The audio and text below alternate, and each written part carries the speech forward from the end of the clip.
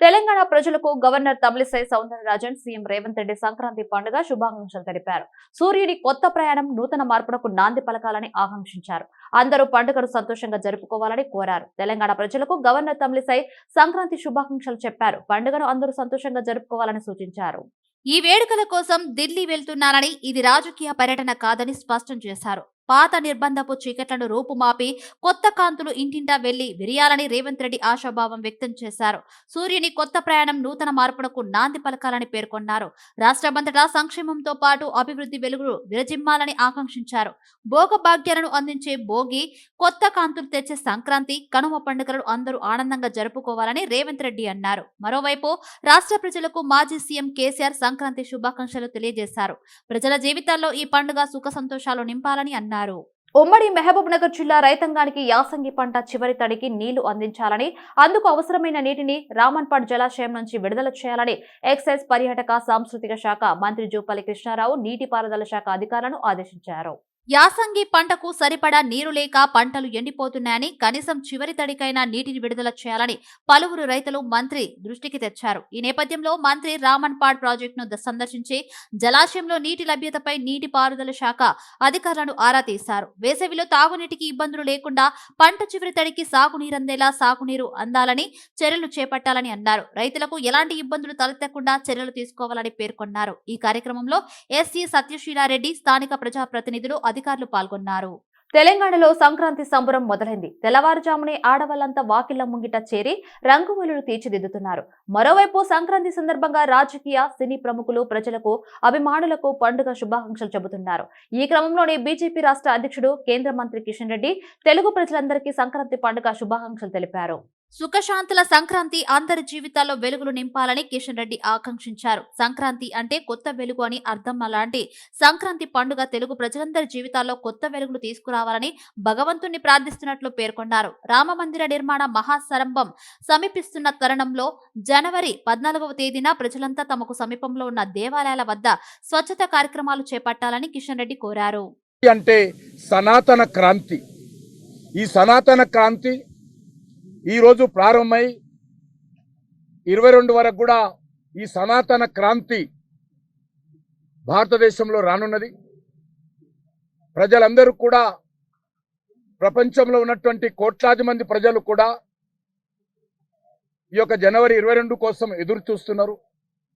కరకమలాలతో ఈరోజు అయోధ్యలో రాముడి విగ్రహ ప్రాణ ప్రతిష్ఠ కార్యక్రమం, అనేక మంది సాధువులు, సంతుల యొక్క ఆశీర్వాదాలతో ఆ కార్యక్రమం జరగడము, వాళ్ళ సమక్షంలో జరగడం ఏదైతున్నదో, నిజంగా దేశ ప్రజలందరూ కూడా ఎంతో సంతోషంగా ఈరోజు ఈ కార్యక్రమం కోసం ఎదురు చూస్తున్నారు.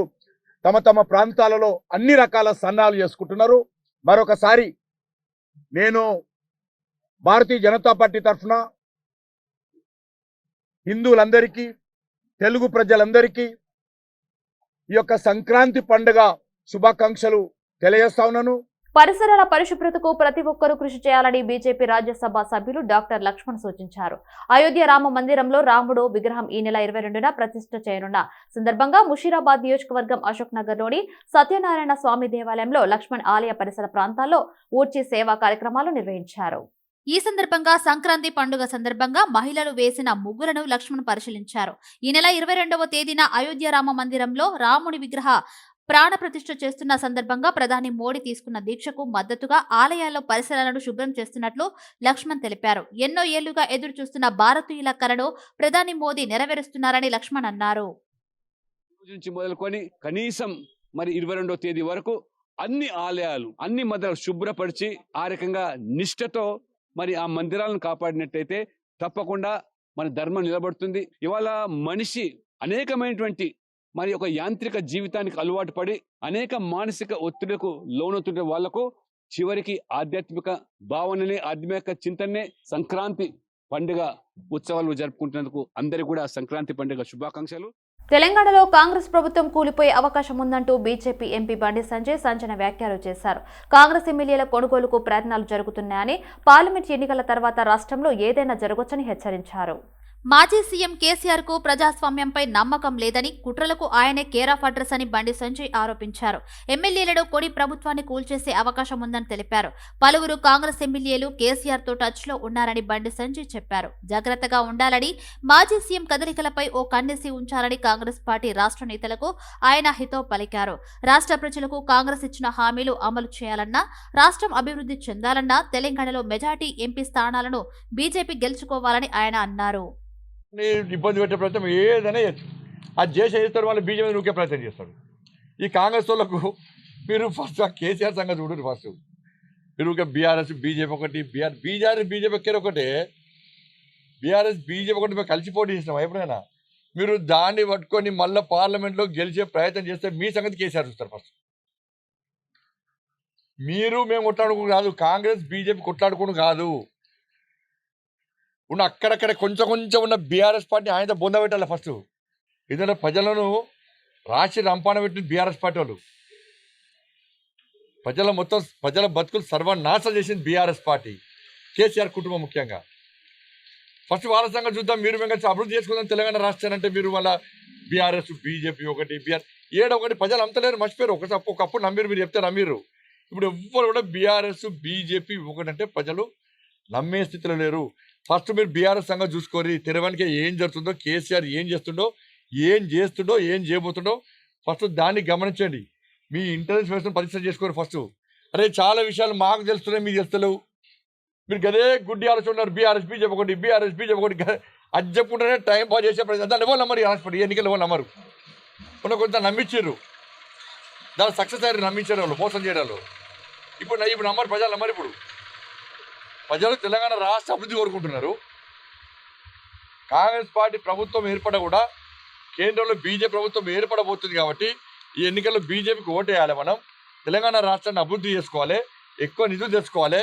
ఎక్కువ నిధులు రావాలంటే, తెలంగాణ రాష్ట్రం అభివృద్ధి చెందాలంటే ఇలా పార్లమెంట్ ఎన్నికల తర్వాత కాంగ్రెస్ ఎమ్మెల్యేలు కేసీఆర్ కు అమ్ముడుపోతారన్న బీజేపీ ఎంపీ బండి సంజయ్ కు వ్యాఖ్యలకు మంత్రి పొన్నం ప్రభాకర్ కౌంటర్ ఇచ్చారు. బండి సంజయ్ వ్యాఖ్యలతో బీఆర్ఎస్ బీజేపీలు ఒకటేనని మరోసారి బయటపడిందన్నారు. పార్లమెంట్ ఎన్నికల తర్వాత బీఆర్ఎస్ రెండుగా చీలి పోతుందని చెప్పారు. మంగళసూత్రాలు అమ్మిన సంజయ్ కు ఇప్పుడు లక్షల రూపాయలతో కటౌట్స్ పెట్టుకునే డబ్బులు ఎక్కడవని ప్రశ్నించారు. కరీంనగర్ పార్లమెంటుకు బండి సంజయ్ తెచ్చిన నిధులు శూన్యమని పొన్నం విమర్శించారు. శాస్త్రం ప్రకారం ప్రాణప్రతిష్ఠ పండితులు చేస్తారు. అయోధ్య దేవాలయ నిర్మాణం ఇంకా పూర్తి కాకుండానే అశాస్త్రీయంగా మందిర ప్రారంభం జరుగుతుంది. కాంగ్రెస్ పార్టీ అయోధ్య రామ మందిర ప్రారంభానికి పోవద్దని ఎక్కడా చెప్పలేదన్నారు. రాముడి పేరుతో బీజేపీ మార్కెటింగ్ చేస్తుందని ఆరోపించారు. రేషన్ బియ్యం తెచ్చి రాములోరి అక్షింతలంటున్నారని ఎద్దేవా చేశారు. ఎంపీగా బండి సంజయ్ కొండగట్టు వేములవాడ కోసం నిధులు ఏమైనా తీసుకొచ్చాడా చెప్పాలని ప్రశ్నించారు. కరీంనగర్ స్మార్ట్ సిటీలో అవినీతి జరిగితే మాజీ మంత్రి గంగుల కమలాకర్ బండి సంజయ్ ప్రేక్షక పాత్ర వహించారు. అవినీతి అక్రమాలపై ఎంక్వైరీ నడుస్తుంది, త్వరలో అన్ని బయటికి వస్తాయని పొన్నం అన్నారు. టీఆర్ఎస్ పార్టీ అసహనంగా వ్యవహరిస్తుండొచ్చు, టీఆర్ఎస్ పార్టీ లోపాలన్నీ బయట పెడుతున్నాం కావచ్చు, వాళ్ళకి ఆగ్రహం ఉండొచ్చు. కానీ ప్రభుత్వాన్ని కూలగొట్టేంత శక్తి, ధైర్యము, అటువంటి పరిస్థితి ఉన్నదని నేను అనుకుంటలేను. కాంగ్రెస్ పార్టీ కూడా అంత బలహీనంగా ఉందని నేను అంటలేను. ఈరోజు కాంగ్రెస్ ఎమ్మెల్యేని ముట్టేటువంటి ధైర్యం వేరే ఇతర రాజకీయ పార్టీలకు లేదు. ఇవాళ భారతీయ జనతా పార్టీ ఒకవేళ పొరపాటున కేంద్రంలో అధికారంలోకి వస్తే నిట్ట నిలువున టీఆర్ఎస్ పార్టీని చిలుస్తారని ఢిల్లీలో మొన్న నా పర్యటనలో కొంతమంది మిత్రులు ఫ్లైట్లో కలిసి చెప్తా ఉన్నారు. బీజేపీ మళ్ళీ పొరపాటున అధికారంలోకి వస్తే టీఆర్ఎస్ పార్టీ రెండు వక్కలవుతుంది. బీజేపీ నాయకులు ప్రభాకర్ సీఎం రేవంత్ రెడ్డిని ఢిల్లీ సబ్ సర్వెంట్ అని మాట్లాడడం రాజ్యాంగ స్ఫూర్తికి విరుద్ధమని, ఈ వ్యాఖ్యలకు తీవ్రంగా ఖండిస్తున్నామని టీపీసీసీ సీనియర్ ఉపాధ్యక్షులు మల్లు రవి అన్నారు. ప్రభాకర్ ఈ వ్యాఖ్యలను వెంటనే వెనక్కు తీసుకుని ముఖ్యమంత్రి రేవంత్ రెడ్డికి క్షమాపణ చెప్పాలని డిమాండ్ చేశారు. సీఎం రేవంత్ రెడ్డి ఢిల్లీకి తన స్వప్రయోజనాల వెళ్లలేదని, రాష్ట్రంలో ఉన్న పెండింగ్ పనులను క్లియర్ చేసుకోవడానికి, కేంద్రం నుంచి రావాల్సిన నిధులు తేల్చుకోవడానికి కేంద్రానికి రాష్ట్రానికి మధ్య ఉన్న సంబంధాలు కొనసాగించడానికి వెళ్లారని స్పష్టం చేశారు. రాజకీయ లబ్ధి కోసం ఇష్టానుసారంగా మాట్లాడడం సరికాదు, మల్లు రవి ఆగ్రహం వ్యక్తం చేశారు. ఢిల్లీలోనే మన కేంద్ర ప్రభుత్వం హెడ్ క్వార్టర్ ఉంది. అక్కడ ప్రధానమంత్రులు, ఇతర మంత్రులు అక్కడే ఉంటారు. అందువల్లే ముఖ్యమంత్రి గారు అక్కడ పోయి రాష్ట్ర ప్రభుత్వానికి 4 కోట్ల మంది ప్రజలకు సంబంధించిన సమస్యల్ని వారితో మాట్లాడి రావటం జరిగింది. ఆ పోయిన సందర్భంగా కాంగ్రెస్ పార్టీ హెడ్ క్వార్టర్ కూడా ఢిల్లీలోనే ఉంటుంది కాబట్టి అక్కడ నాయకులతో కలిసి మాట్లాడి రావచ్చు. అంతే తప్ప 6 సార్లు అక్కడ తిరిగారు, సబ్సర్వెంట్ గా పనిచేస్తున్నారంటే ఇది ఫెడరల్ వ్యవస్థల్లో ముఖ్యమంత్రులు, ప్రధానమంత్రి, కేంద్ర మంత్రులతో సత్సంబంధాలు పెట్టుకొని ఆ రాష్ట్రానికి రావాల్సిన నిధులు, ప్రాజెక్టులు తెచ్చుకోవాల్సిన బాధ్యత ముఖ్యమంత్రుల మీదనే ఉంటుంది. ఈ విషయాన్ని ఎన్విఎస్ఎస్ ప్రభాకర్ గారు గుర్తుంచుకోవాలి. మాట్లాడేటప్పుడు 1-2 సార్లు ఆలోచించి మాట్లాడాలి. అంతే తప్ప రాజకీయంగా కాంగ్రెస్ పార్టీ మీద బురదల్లాలని, బీజేపీకి రాజకీయ లబ్ధి దొరకాలని మాట్లాడితే ప్రజలే దీన్ని తీవ్రంగా వ్యతిరేకిస్తారనే విషయాన్ని ప్రభాకర్ గారు గమనించాలని నేను విజ్ఞప్తి చేస్తూ వారు ఇచ్చినటువంటి స్టేట్మెంట్ ని వెంటనే విత్డ్రా చేసుకోవాలని డిమాండ్ చేస్తున్నాం. రేవంత్ రెడ్డి గారు ఢిల్లీ వెళ్ళింది కాంగ్రెస్ పార్టీ పిలిస్తే కాదు, ప్రధానమంత్రుల్ని, హోమ్ మినిస్టర్ ని, ఇండస్ట్రీ మినిస్టర్ ని, వాటర్ రిసోర్సెస్ మినిస్టర్ ని, ఫైనాన్స్ మినిస్టర్ ఆఫ్ ఇండియాని అందరిని కలవటానికి వెళ్లారనే విషయం వారు గమనించాలి.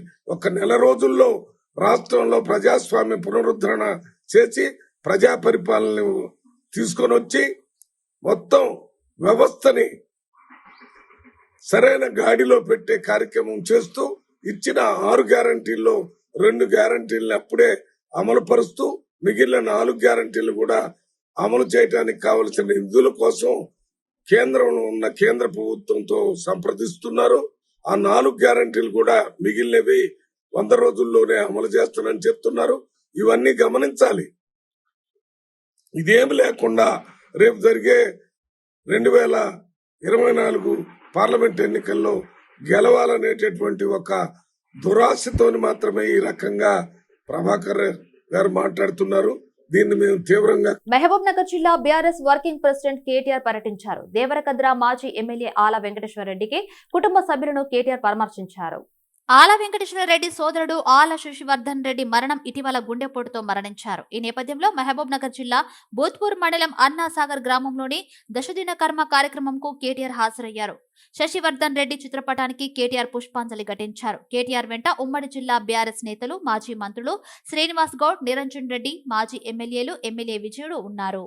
ప్రజల భాగస్వామ్యం లేనిదే అనుకున్న లక్ష్యం నెరవేరడం సాధ్యం కాదని సిద్దిపేట ఎమ్మెల్యే హరీష్ రావు అన్నారు. ప్రజలను కాపాడుతున్న సఫాయి అన్నలకు సలాం చెప్తున్నారని తెలిపారు. సిద్దిపేటకు ఇప్పటి వరకు 22 అవార్డులు వచ్చాయని చెప్పారు. సిద్దిపేట మున్సిపాలిటీకి స్వచ్ఛ సర్వేక్షణలో దక్షిణ భారతదేశంలోనే క్లీన్ సిటీ అవార్డు వచ్చిన సందర్భంగా మున్సిపాలిటీ కార్మికులను హరీష్ రావు సన్మానించారు. క్లీన్ సిటీ అవార్డు సిద్దిపేట ప్రజలకు అంకితమని హరీష్ రావు అన్నారు. ఒకే మున్సిపాలిటీకి జాతీయ స్థాయి అవార్డు వస్తే ప్రభుత్వం నుంచి అభినందనలు తెలుపని పరిస్థితి ప్రస్తుతం రాష్ట్రంలో ఉన్నదని తెలిపారు. బీఆర్ఎస్ హయాంలో రాష్ట్రంలో ఎక్కడ అవార్డు వచ్చినా అభినందించే సంస్కృతి ఉండేదని వెల్లడించారు. ప్రజల ఆశీస్సులు తమకు ఉన్నాయని, ప్రజల వైపు నడుద్దామని ఎమ్మెల్యే హరీష్ రావు పిలుపునిచ్చారు.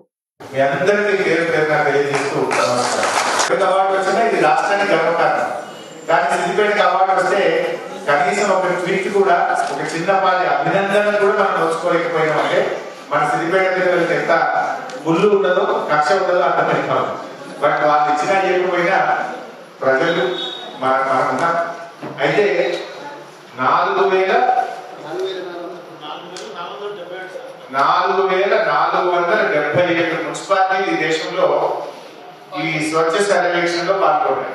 4,477 మున్సిపాలిటీలు పాల్గొంటే ఈ దేశంలో మనది 9వ స్థానం, దక్షిణ భారతదేశంలో మొదటి స్థానం. ఎంత 4,477లో 9వ స్థానం. దక్షిణ భారతదేశం అంటే తెలంగాణ, ఆంధ్రప్రదేశ్, తమిళనాడు, కేరళ, ఇందులో మన నంబర్ 1. గొప్ప అచీవ్మెంట్. ఇంత cleanest city of south India ఈ అవార్డు ఉంటే కనీసం రాష్ట్ర ప్రభుత్వం నుంచి ఒక చిన్న అభినందనకు మనం రోజుకోలేదు సార్. వాళ్ళు లేకపోయినా మన సిద్దిపేటలో మన గర్వకారణం దేశం గుర్తించింది, మనకు జాతీయ స్థాయిలో మనకు అవార్డు వచ్చింది. Thank you. జై Telangana. Hindi Bigg Boss 17 host Salman Khan hero నిర్వహిస్తున్న షోలో కర్ణాటకకు చెందిన అరుణ్ మహాశెట్టి పాల్గొన్నారు. ఈ సందర్భంగా బిగ్ బాస్ షో అరుణ్ మహాశెట్టిని గెలిపించాలని వారి కుటుంబ సభ్యులు తెలుగు వారిని అభ్యర్థించారు. అందులో భాగంగా హైదరాబాద్ నగరానికి వచ్చిన ప్రముఖ యూట్యూబర్, అతని తమ్ముడు తేల్క, అతని భార్య బషీర్బాగ్ లోని ఓ బంగారు ఆభరణాల షాపులో సందడి చేశారు. ఈ సందర్భంగా వారిని భవానీ బంగారు ఆభరణాల దుకాణ నిర్వాహకులు ఘనంగా సన్మానించారు. ప్రస్తుతం జరుగుతున్న హిందీ బిగ్ బాస్ షోలో తమ అన్న ఎలాంటి గొడవలు పడకుండా ప్రశాంతంగా ఆడుతున్నారని, ఫైనల్ ఓటు వేసి గెలిపించాలని తెలుగు ప్రజలకు విజ్ఞప్తి చేశారు. హయత్నగర్ డివిజన్ పరిధిలోని ఆటో సాయినగర్ కాలనీ వాసుల వినతి మేరకు colony LB Nagar MLA Devireddy Sudhi Reddy పర్యటించారు. ఈ సందర్భంగా కాలనీ వాసులు పలు సమస్యలను సుధీరెడ్డి దృష్టికి తీసుకొచ్చారు.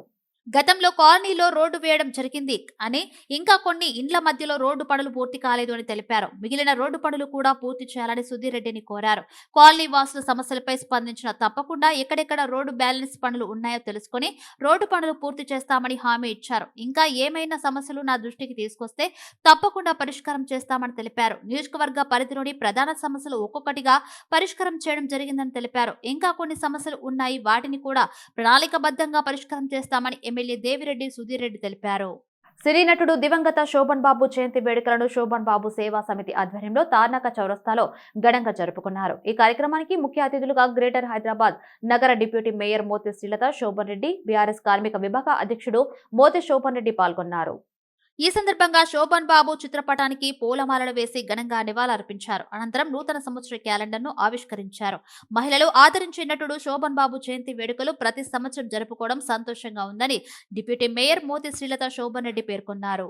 ఇటు స్వీట్లు అటు కైట్ల కోలాహలం మధ్య సికింద్రాబాద్ పరేడ్ గ్రౌండ్ లో international kite and sweet festival అట్టహాసంగా కొనసాగుతుంది. తెలంగాణ సాంస్కృతిక శాఖ ఆధ్వర్యంలో నిర్వహిస్తున్న ఈ వేడుకలను మంత్రులు జూపల్లి కృష్ణారావు, పొన్నం ప్రభాకర్ ప్రారంభించారు. 3 రోజుల పాటు జరిగే ఈ కైట్ ఫెస్టివల్ లో 16 దేశాలకు చెందిన 40 మంది అంతర్జాతీయ కైట్ ప్లేయర్లు, వివిధ రాష్ట్రాల నుంచి 60 మంది ప్లేయర్లు పాల్గొంటున్నారు. పతంగుల పండుగతో పాటు నిర్వహిస్తున్న స్వీట్ ఫెస్టివల్లో 400 స్టాళ్లు ఏర్పాటు చేశారు. తెలంగాణ సంప్రదాయ వంటలు పంజాబ్, గుజరాత్, కేరళ, మహారాష్ట్రతో పాటు ఇతర రాష్ట్రాలకు చెందిన మహిళలు ఇంట్లోనే తయారు చేసిన 400 రకాల స్వీట్లను ఫుడ్ కోర్ట్ లో ప్రదర్శిస్తున్నారు. హస్తకళలు, చేనేత వస్త్రాల స్టాల్స్ ఏర్పాటు చేశారు. సందర్శకులకు ఉచిత ప్రవేశం కల్పించారు.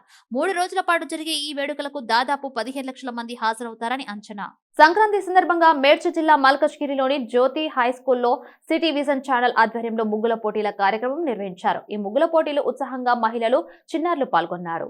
ముగ్గుల కార్యక్రమంలో చిన్నారులు, మహిళల వివిధ రకాల రంగురంగుల ముగ్గులు వేసి అందరినీ ఆకట్టుకున్నారు. సంక్రాంతి ఉట్టిపడేలా వేసిన డిజైన్లలో రంగులను నింపి ఇంటి ముందు సంక్రాంతి గొబ్బెమ్మలతో, చెరుకు గడలు, పూల అలంకరణలతో సరికొత్తగా ముంగిలను మహిళలు అలంకరిస్తారు. అనంతరం చిన్నారులపై భోగి పండ్లను పోసి పండుగను సంతోషంగా జరుపుకున్నారు. అంటే సంక్రాంతి సెలబ్రేషన్ అంటే మీకు తెలిసిన ఏదైనా 2 విషయాలు చెప్పండి. సంక్రాంతి అంటే పొంగల్ని చేస్తారు. పొంగల్ కుండలో పాలుని వేగిస్తారు. అంటే సంక్రాంతికి మనం కొత్త బియ్యం వస్తాయి కాబట్టి అది పాలు కుండలో పెట్టి పాలు పొంగిస్తారు కాబట్టి మనం భోగి రోజున పాలు పొంగించుకుంటాం కాబట్టి భోగి సెలబ్రేషన్ అన్నమాట. భోగి ఇంకా సంక్రాంతి రోజు కైట్స్ ఎగిరిస్తారు. అందరు కొత్త కొత్త ముగ్గులు వేస్తారు, బట్టలు వేసుకుంటారు. కొత్త కొత్త బట్టలు కూడా వేసుకుంటాం కదా.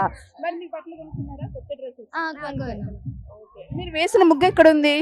అది అందరికి happy Sankranti. City vision happy Sankranti. City vision ప్రేక్షకులకు హ్యాపీ సంక్రాంతి. సిటీ విజన్ ప్రేక్షకులకు హ్యాపీ సంక్రాంతి. సంక్రాంతి సెలబ్రేషన్స్ అంటే ఇది అనాదిగా వస్తున్నదండి. దీనికన్నా ముందు ఇరు రాష్ట్ర ప్రజలకి, యావత్ భారతదేశానికి సంక్రాంతి శుభాకాంక్షలు. సంక్రాంతి అనేది మనము 4 రోజులు చేసుకుంటామండి. చాలా మందికి ముక్కనుమ అనేది తెలియదు, చాలా తక్కువ చేసుకుంటారు. అది మొదటి రోజు మామూలుగా భోగి చేసుకుంటారు, భోగి పళ్ళు అవన్నీ పెట్టుకుంటారు పసిపిల్లలందరికీ భోగి పళ్ళు. రెండో రోజు సంక్రాంతి, ఇలా బొమ్మలు వేసుకోవడము, అంటే ముగ్గులు వేయడము. ఆకాశంలో చుక్కల్ని మహిళలు ఎలాగో కలపలేరు కాబట్టి ఆ చుక్కలన్నీ తీసుకొచ్చి ఇక్కడ అందంగా రంగవల్లులు వేసుకుని చక్కగా కలుపుతున్నారు. అందులో మా జ్యోతి స్కూల్ అంటే ఇంకా నెక్స్ట్ లెవెల్. అస్సలు డిజైన్ చెప్పాలంటే తర్వాత మనం మామూలుగా కనుమ చేసుకుంటాం. కనుమ రోజున ఏంటంటే పక్షులకి, పశువులకి అలంకరణ చేసుకుని వాటికి పూజ చేస్తారు. ముక్కనుమ కూడా చేసుకుంటారు. సో 4 రోజుల పండుగ ఉంటుంది. సంక్రాంతికి స్పెషల్గా ఏంటంటే ఇంటికి కొత్త అల్లుడు రావడము, కోడళ్ళు రావడము. సో కొత్త పండుగ అవి. ఇంకోటి ఏంటంటే ఆంధ్రాలో అయితే మనకి కోడి పందాలు, ఇంకా రకరకాల పందాలు ఉంటారు. సో రైతులకి ఇప్పుడు పంట వస్తుంది, ఆ కొత్త పంట వచ్చింది, అది మనం తీసుకొచ్చి పొంగల్ చేసుకుంటామండి. సో అది పొంగల్ స్పెషల్ ఏంటంటే అదే మెయిన్. కలిసి చేసుకుంటారు. దీనికి ఈ వీళ్ళు చెయ్యాలి వాళ్ళు చెయ్యాలి అని ఉండదు, అన్ని కలిసి చేసుకునే పండగ. సో రాను రాను ఈ సంస్కృతి అనేది మనకి తగ్గిపోకుండా ఇలా స్కూల్స్ లో చేస్తున్నారు. స్కూల్స్ లో కానీ రకరకాల కాలనీస్ లో చేస్తున్నారు.